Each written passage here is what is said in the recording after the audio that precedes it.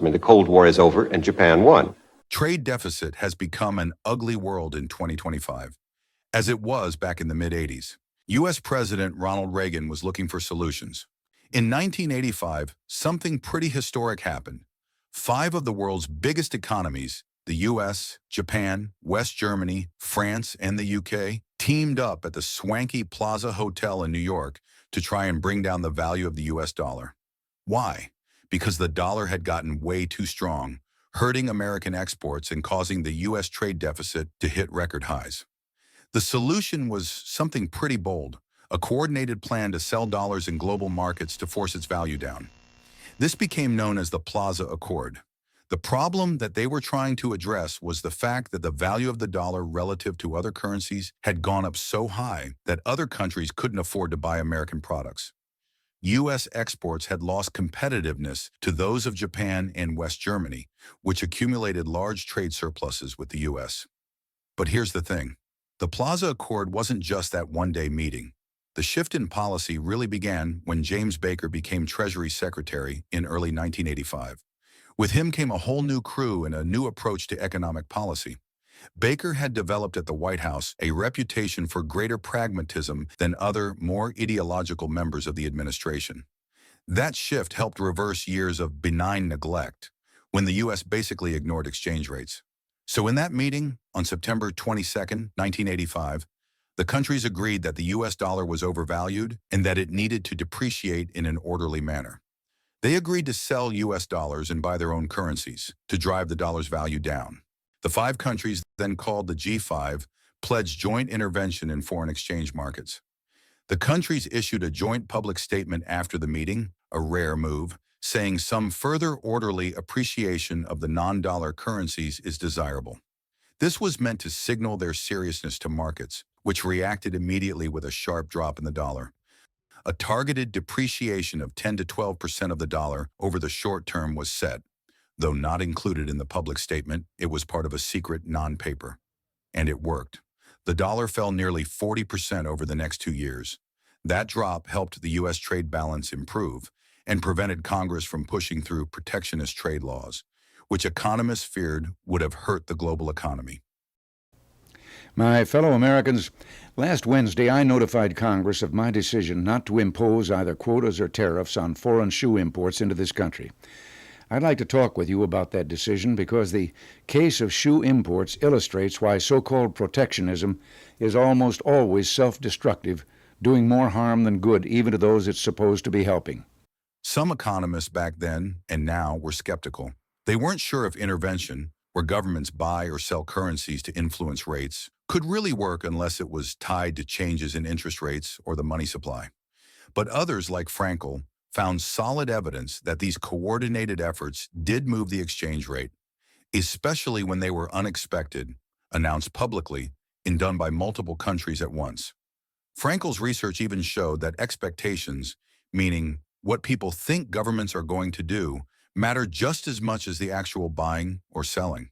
If traders believe a government is serious about changing the exchange rate, they'll react accordingly. Even after the dollar fell, the U.S. trade deficit didn't magically shrink overnight. This puzzled a lot of people, but Frankel explains that this lag was normal. Prices don't adjust right away, and companies don't just start exporting more because of a currency drop. We've been fighting against Karl Marx since the late 1940s. We got Karl Marx. He's dead. But some guys that weren't playing that game have blindsided both of us. I mean, the Cold War is over and Japan won. It takes time. But eventually, by 1991, the trade deficit was way down. The economists were right, just not as fast as politicians wanted them to be. Since the 1990s, the G7 countries have all but abandoned currency intervention. In 2013, they even agreed not to do it anymore. Basically, an anti-Plaza Accord. The fear now is currency manipulation. When countries artificially weaken their currencies to gain an edge in exports. This became a big deal in debates over trade agreements like the Trans-Pacific Partnership, TPP, and more recently, President Donald Trump's high tariff policy. Some countries, especially China and Japan, were accused of doing this.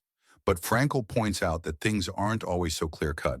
China did buy a lot of U.S. dollars in the 2000s to keep the yuan weaker, but it also let its currency gradually rise over time. Meanwhile, Japan's central bank hasn't been actively intervening in years. The yen's value has mostly been influenced by other factors, like monetary easing, also known as printing money, to fight off deflation. This is a big gray area. When a country lowers interest rates or uses quantitative easing, its currency often falls. But Frankel argues this isn't the same as manipulation. It's just a normal side effect of trying to boost a sluggish economy. If countries started calling any monetary policy a form of manipulation, it would be a mess. Instead, he suggests sticking to real signs of intervention, like actually buying or selling currency. From the point of view of the United States, the Plaza Accord deal was a huge success. But from the point of view of Japan, it's a different story. In 1985, Japan stood tall, an unstoppable export machine churning out Toyotas, Sonys, and Nintendos to a hungry world. Then came the Plaza Accord, and though its aim was to fix global trade imbalances, it unintentionally flipped Japan's economic destiny on its head. Following the agreement, the Japanese yen skyrocketed, doubling in value over just a few short years. What had been 240 yen to the dollar in early 1985 became closer to 120 yen by 1988. That sharp rise turned Japanese exports from best-in-class to painfully overpriced almost overnight. Factories that had been booming suddenly felt a chill. Profits shrank, orders slowed, and Japan's economic miracle started to wobble. Determined not to lose steam, Japan's central bank responded with aggressively loose monetary policy. Interest rates dropped, and cheap money flowed like water. The result? A financial euphoria. Land prices soared to absurd heights. At one point, the Imperial Palace grounds were said to be worth more than the entire state of California. Stock prices surged, fueled by speculation and hype, not fundamentals. Ordinary people, banks, and businesses were borrowing like there was no tomorrow, buying anything and everything, convinced the party would never end. Japan's success has made the Japanese America's wealthiest foreign visitors. They spend 7 times more than the average tourist. But what do they buy?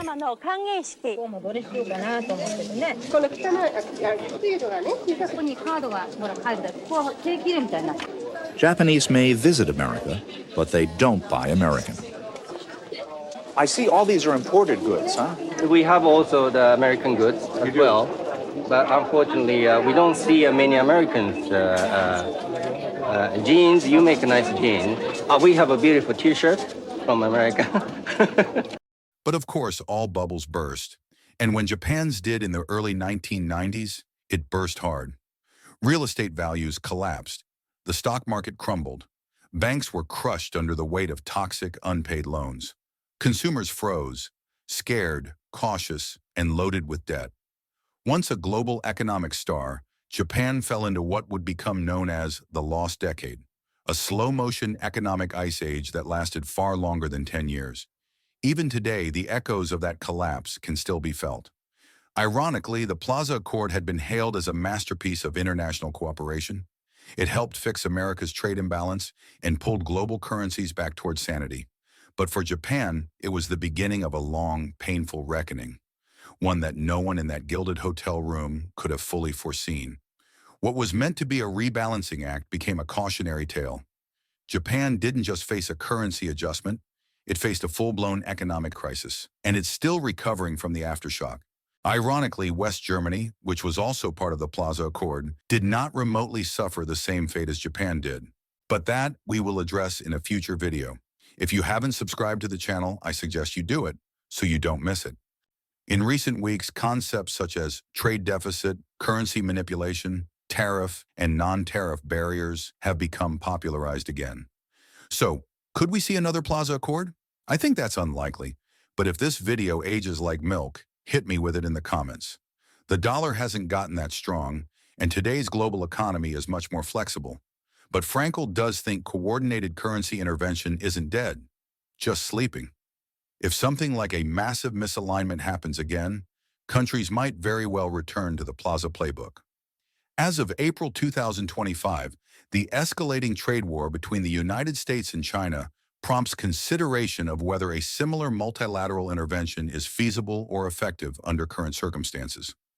The U.S.-China trade conflict has intensified, with the U.S. imposing tariffs that have escalated to an effective rate of 125% on Chinese imports as of April 9, 2025. China has responded with retaliatory tariffs of 84% on U.S. goods.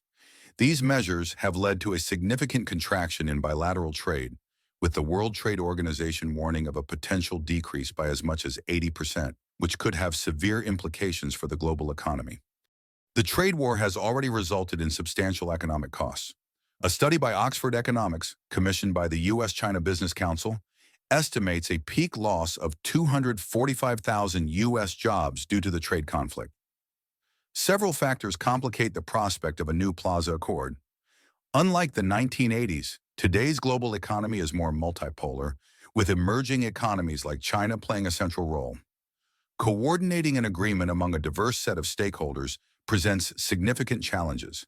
The U.S. and China have substantial policy differences, particularly regarding trade practices and economic strategies. These divergences hinder the establishment of mutual agreements. Accusations of currency manipulation have strained relations, reducing the likelihood of cooperative interventions in currency markets.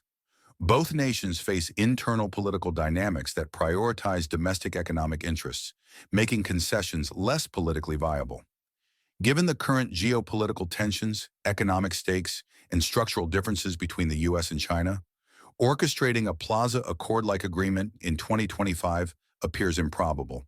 The entrenched positions and mutual distrust suggest that alternative mechanisms, possibly through multilateral institutions or phased bilateral negotiations, may be more practical in addressing the ongoing trade disputes and their global ramifications. This is Latinometry. Subscribe to the channel so that you don't miss any other interesting videos about Latin America and the world. Please like and share this video, and thanks for watching.